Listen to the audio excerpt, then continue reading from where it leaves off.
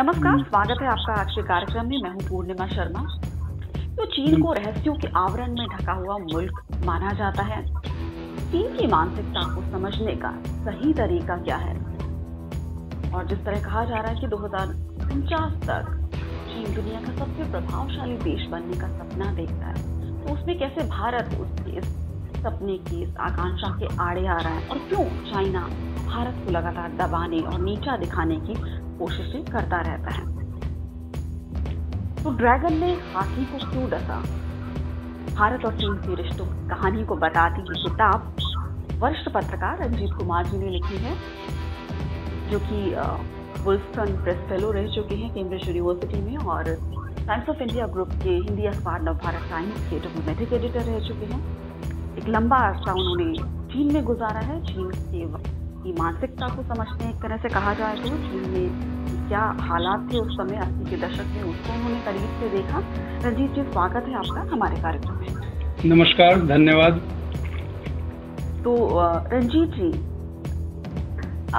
चीन को क्यों रहस्यों के आवरण में ढका हुआ मुल्क माना जाता है? और जिस तरह आपकी किताब की अगर हम बात करें, जिसमें भारत और चीन के रिश्तों की चर्चा है, और बहुत विस्तार से और बहुत ही रोचक तरीके से जिसमें आपने कई पहलुओं को छुआ है चीन से जुड़े हुए, तो आपसे हम समझना चाहेंगे क्यों इतने लेयर दर लेयर चीन को समझना इतना मुश्किल क्यों है? देखिए, चीन का 5000 साल का एक सभ्यता का इतिहास रहा है। चीन को इस बात पर गर्व है, और चीन इस सभ्यता को आधार बना करके दुनिया को पर अपना प्रभुत्व जमाना चाहता है। देखिए, चीन को प्रतीक के तौर पर ड्रैगन के नाम से जाना जाता है। ड्रैगन चीन के प्राचीन किंवदंतियों में 2000 सालों से प्रचलित एक दैत्याकार सांप की तरह एक जानवर रहा है। और दूसरी ओर भारत में हाथी को भारत के प्रतीक के तौर पर देखा जाता है। हालांकि आधिकारिक प्रतीक हाथी को नहीं बताया गया है, लेकिन ड्रैगन और हाथी को लेकर के जो उपमा बना करके दुनिया भर में तुलना की जाती है भारत और चीन को लेकर के, वो काफी रोचक है। ड्रैगन एक वास्तविक जानवर नहीं है, एक काल्पनिक जानवर है जो एक दैत्याकार सांप की तरह लगता है। और जब चीन के नेता ये कहते हैं कि ड्रैगन और हाथी को आपस में नृत्य करना चाहिए, तो बड़ी हैरानी होती है। आखिर ड्रैगन और हाथी आपस में कैसे नृत्य कर सकते हैं? दोनों में दोस्ती कैसे हो सकती है? यह एक दुनिया के सामरिक पर्यवेक्षकों को हैरान करता है। यह बात लोगों को विस्मय पैदा करती है कि ड्रैगन और हाथी कैसे आपस में साथ साथ दोस्ती बना सकते हैं, क्योंकि ड्रैगन की जो महत्वाकांक्षा है दुनिया पर राज करने की, और भारत उस महत्वाकांक्षा में आड़े आ रहा है। चीन को यही बात खटक रही है कि एशिया में एकमात्र छत्रप बनने की जो उसकी महत्वाकांक्षा थी, भारत ने उसे चुनौती दी है। और चीन को यह बात चूंकि पसंद नहीं आ रही, इसलिए चीन ने भारत को हर मंच पर, हर अंतर्राष्ट्रीय मंच पर नीचा दिखाने की कोशिश की है। और हाल में जिस तरह से लद्दाख के सीमांत इलाकों में चीन की सेना ने भारतीय इलाके पर अतिक्रमण किया है, वह चीन की रणनीति की एक मिसाल है। रंजीत जी, आपने चीन में एक लंबा अरसा बिताया है, और आपने उसे एक चालबाज देश के तौर पे विकसित होते हुए देखा है। और चीन को लेके भारत ही नहीं, दुनिया भर, पूरी दुनिया चिंतित रहती है जो उसकी जिस तरह से चीन के कारनामे होते हैं उन्हें लेकर। तो जिस तरह कहा जाता है कि लगातार हमने देखा है कि चीन भारत के प्रति आक्रामक रवैया अपनाता रहता है। तो चीन के अगर हम भारत और चीन में तुलना करें, तो जिस तरह की माइंडसेट को चीन के समझने की बहुत ज़रूरत है। भारत में शतरंज खेला जाता है, लेकिन चीन में वेची खेला जाता है। तो क्या उस खेल के जरिए चीन को बेहतर ढंग से समझा जा सकता है, चीन की स्ट्रैटेजी को, चीन की जो सोच है उसको? देखिए, प्राचीन काल से ही चीन के शासक एक नई तरह की रणनीति पर अपने देश को आगे बढ़ाते रहे हैं, और वह रणनीति रही है कि किस तरह से चीन की सीमाओं को विस्तार दिया जाए, चीन की सीमाओं को फैलाते रहा जाए। और इसी रणनीति के तहत चीन के शासक सदियों से अपने भौगोलिक इलाके का विस्तार करते रहे हैं। चीन का आज का जो इलाका है, तिब्बत का, सिंचियांग का और इनर मंगोलिया, भीतरी मंगोलिया जिसे कहते हैं, ये चीन के मौलिक हिस्से नहीं रहे हैं। चीन के शासकों ने 17वीं-18वीं सदी के दौरान इन सारे भूभाग पर कब्जा स्थापित कर अपना शासन स्थापित किया। तो चीन की यह रणनीति शुरू से रही है कि अपने प्रभाव का किस तरह से विस्तार किया जाए, और अब जब आधुनिक दुनिया में चीन एक विश्व की ताकत के तौर पर उभर चुका है, तो वह उसकी मंशा है, उसका सपना है। वो अपने देश के लोगों को ये सपना दिखा रहा है कि वह एक कुछ सालों के बाद दुनिया का सबसे शक्तिशाली देश बनकर उभरे। 2049 तक जब चीन की स्थापना की 100वीं सालगिरह मनाई जाएगी, चीन के मौजूदा राष्ट्रपति शी जिनपिंग ने अपने देशवासियों को यह सपना दिखाया है कि वो दुनिया का नंबर 1 ताकतवर देश बनेगा। अमेरिका को पछाड़ करके वह दुनिया की सबसे बड़ी ताकत बन जाएगा। तो चीन की यह जो महत्वाकांक्षा है, उसे लागू करने के लिए चीन एक चालबाज रणनीति अपना रहा है। जैसा कि मैंने अपनी पुस्तक में लिखा है, चीन क्यों एक चालबाज देश है। देखिए, ये जो मुंह पर मीठा बोलने की रणनीति होती है और पीठ में छुरा घोंपने की रणनीति होती है, मुंह में राम बगल में छुरी वाली जो रणनीति होती है, चीन उसी नीति पर सदियों से चलता रहा है और आज भी चलने की कोशिश करता है। जैसा कि वो भारत के साथ दोस्ती की बातें करता है और दूसरी तरफ वो भारत पर सैन्य अतिक्रमण भी करता है, पीठ पर वार करता है। तो भारत एक मिसाल है तो सारी दुनिया के लिए कि किस तरह से वो अपने दोस्त के साथ दोस्ती की बातें कर करके पीठ में छुरा घोंपने की रणनीति अपनाता है। जी रंजीत जी, अपनी किताब के पहले अध्याय में जिसका नाम है नीची पाओलुमा, इसको हम किस तरह से इस महामारी से, पैंडेमिक से जोड़कर देख सकते हैं? देखिए, चीन आज एक बहुत ही समृद्ध ताकतवर देश बन चुका है, लेकिन यदि हम हजारों साल पहले चीन का इतिहास देखें तो चीन में बहुत ही गरीबी थी, भूखमरी थी। चीन के जो आम लोग थे बहुत गरीबी अभाव की अवस्था में रह रहे थे। अब खाने पीने की भी उनकी इतनी समस्या थी कि वो कीड़े मकोड़े, जीव जंतुओं को खा करके अपना गुजारा करते थे। तो चीन की यह जो परंपरा रही है कीड़े मकोड़े खाने की, हिंसक प्रवृत्ति की जो परंपरा उनकी बन चुकी है, आज भी चली आ रही है। हालांकि आज के चीन में काफी समृद्धि हो चुकी है, लेकिन उनकी खान पान की आदतें नहीं बदली है, उनकी मानसिकता वही बनी हुई है, उग्र मानसिकता, हिंसक मानसिकता, उससे अभी तक वो उबर नहीं पाए हैं। और यही वजह है कि चीन आज न केवल भारत बल्कि अपने सभी पड़ोसी देशों के साथ इसी तरह का व्यवहार कर रहा है। उनके खिलाफ आक्रामक रवैया अपना करके उन्हें दबाने की कोशिश करता है, उनके भौगोलिक इलाकों पर कब्जा करने की कोशिश करता है और आर्थिक और सामरिक प्रभुत्व जमा करके पूरे विश्व में अपना प्रभुत्व जमाने की कोशिश रणनीति पर चीन चलता रहा है। जी, कब चीन चालबाज बन गया या फिर वो हमेशा से ही ऐसा चालबाज था?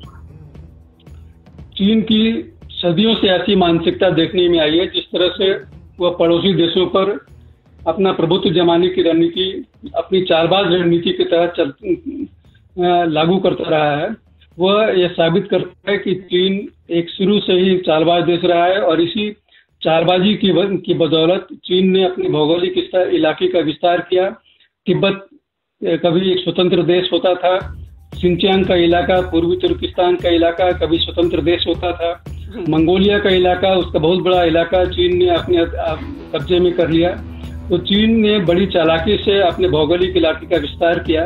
तो यही चीन की एक ऐतिहासिक हम सोच कह सकते हैं कि वो अपने इलाके के विस्तार का, अपने देश के सामरिक प्रभुत्व का विस्तार का जिस तरह से वो की रणनीति चलता रहा है, वह उजागर करता है कि चीन किस तरह से पूरे विश्व पर अपनी प्रभुत्व जमाने की कोशिश कर रहा है। जी, साथ ही बहुत ही जिस तरह शी जिनपिंग की बात की जाए तो चिंता की बात यह है कि इनकी अगुवाई में जो चीन की कम्युनिस्ट पार्टी ने दुनिया भर में, आप जिस तरह बता रहे हैं कि अपनी एक्सपेंशनिस्ट पॉलिसी, विस्तारवादी अभियान को चलाया, क्यों भारत ही उसके निशाने पर ज्यादा है?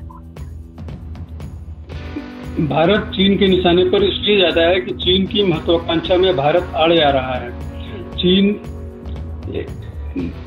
एकमात्र छत्रप बनने की जो चीन की रणनीति है, महत्वाकांक्षा है, भारत उसे चुनौती दे रहा है। चीन को यह बात पसंद नहीं आ रही है। भारत ने जिस तरह से हिंद प्रशांत के देशों के साथ एक चतुर्पक्षीय गठजोड़ बना करके चीन की चुनौती का मुकाबला करने के साथ साझेदारी की रणनीति अपनाई है, अमेरिका के साथ, ऑस्ट्रेलिया, जापान के साथ, चीन को यह बात पसंद नहीं आ रही है। चीन को लग रहा है कि भारत इस तरह से एशिया में चीन के एकाधिकार को चुनौती देने की रणनीति पर चल रहा है।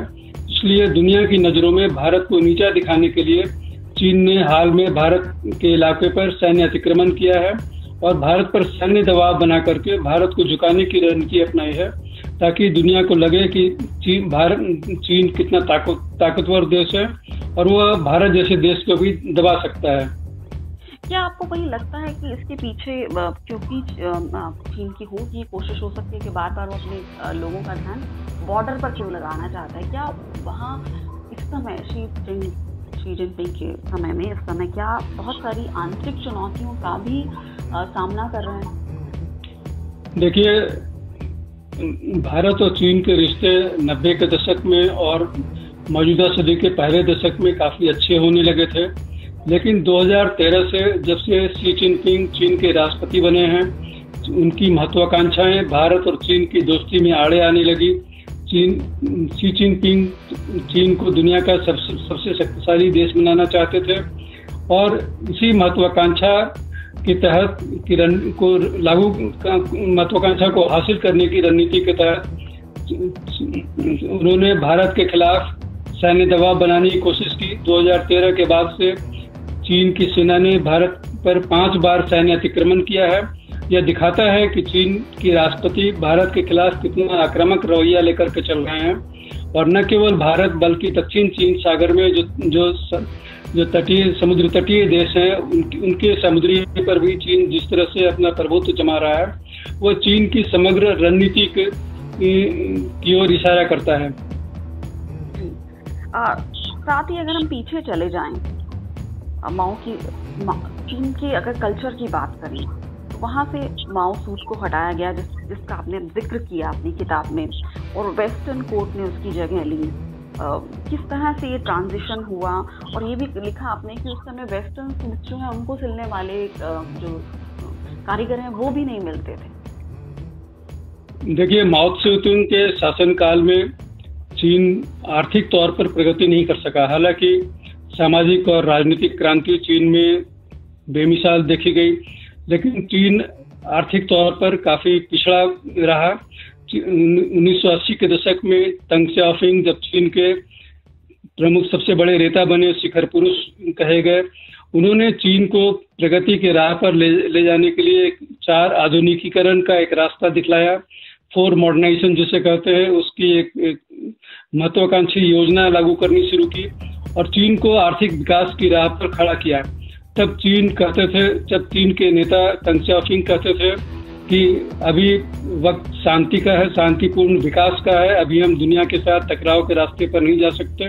और एक बार जब चीन ने शांतिपूर्ण विकास के शांतिपूर्ण तरीके से आर्थिक विकास का लक्ष्य हासिल कर लिया, तो वो सामरिक लक्ष्य को हासिल करने की दिशा में आगे बढ़ना चाहता है। शी जिनपिंग की जो आक्रामक रणनीति है वो चीन को दुनिया की सबसे शक्तिशाली ताकत के तौर पर स्थापित करने की है, और यही वजह है कि चीन न केवल भारत बल्कि विश्व के दूसरे देशों के साथ भी तनाव और उनका रिश्ता मोल ले रहा है।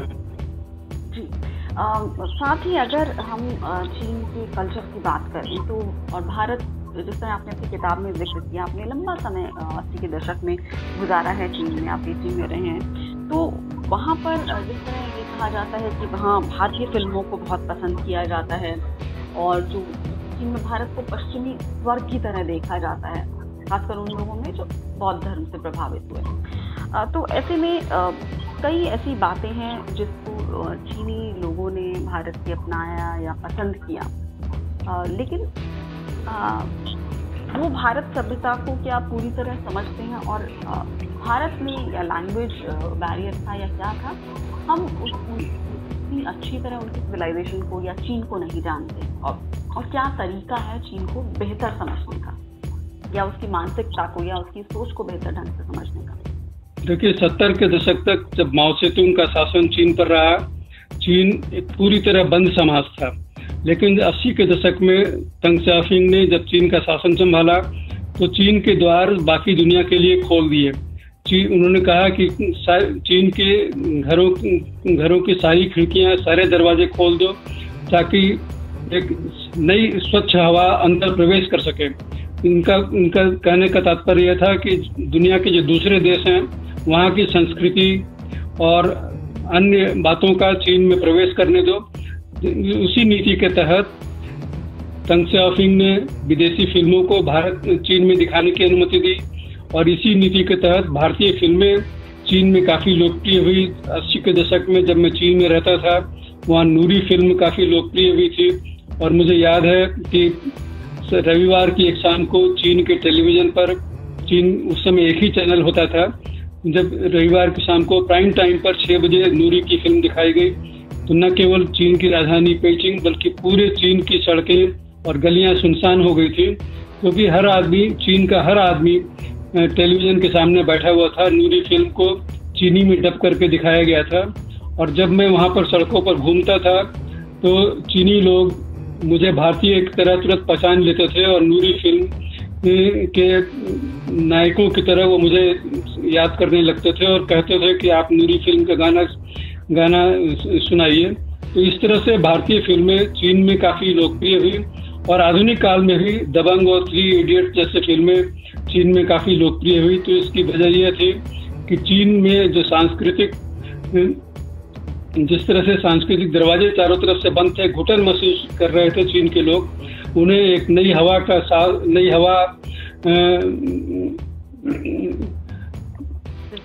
कहीं ना कहीं वो भारत के कल्चर से प्रभावित थे, उसको समझने की कोशिश कर रहे थे और जिस तरह आपने लिखा है कि भारत को पश्चिमी स्वर्ग की तरह देखा जाता था। अंत में मेरा आपसे ये सवाल है और संक्षिप्त में मैं आपसे समझना चाहूँगी कि भारत के लोगों को चीन को किस तरह समझना चाहिए, क्योंकि भारत के खिलाफ हर मोर्चे पर चीन के आक्रामक रवैये को हमने देखा है, दबाने की, भारत को नीचा दिखाने की, हर मोर्चे पर, इंटरनेशनल मंच हो चाहे अंतर्राष्ट्रीय मंच हो, कहीं भी हो, चाहे हमारे बॉर्डर्स हों, चीन अपनी चालबाजी से बाज नहीं आता है, साइबर अटैक करने से बाज भी नहीं आता है। वो ये भी दिखाने की कोशिश करता है कि हम आपके इंफ्रास्ट्रक्चर को भी नुकसान पहुंचा सकते हैं, उसमें भी घुस सकते हैं, उसको भी अस्त व्यस्त कर सकते हैं।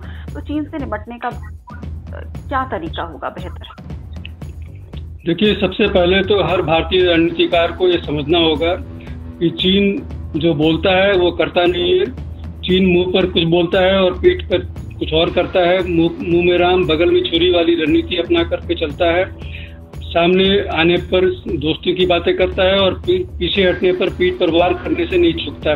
तो हर भारतीय रणनीतिकार को यह देखना होगा कि चीन के साथ दोस्ती की बातें करते हुए उसके साथ रिश्ते कैसे आगे बढ़ाएं। रिश्ते बढ़ाने जरूरी हैं। चीन भारत का पड़ोसी देश है। चीन एक दुनिया की आर्थिक ताकत है। दोनों देशों के बीच आर्थिक रिश्ते मजबूत होने भी जरूरी हैं, लेकिन इन आर्थिक रिश्तों में संतुलन कैसे लाया जाए, भारतीय नेताओं को यह देखना होगा। चीन को हर नजरिए से परख करके ही, उन्हें समझ करके ही चीन के साथ रिश्ते विकसित करने की रणनीति भारतीय रणनीतिकारों को अपनानी होगी। तो बहुत बहुत शुक्रिया रंजीत जी हमसे बात करने के लिए और अपनी किताब में आपने जितने विस्तार से चीन के बारे में बताया और हम इस कार्यक्रम को जो भी लोग सुन रहे हैं उनको बताना चाहेंगे कि बहुत ही इंटरेस्टिंग तरीके से किताब लिखी गई है।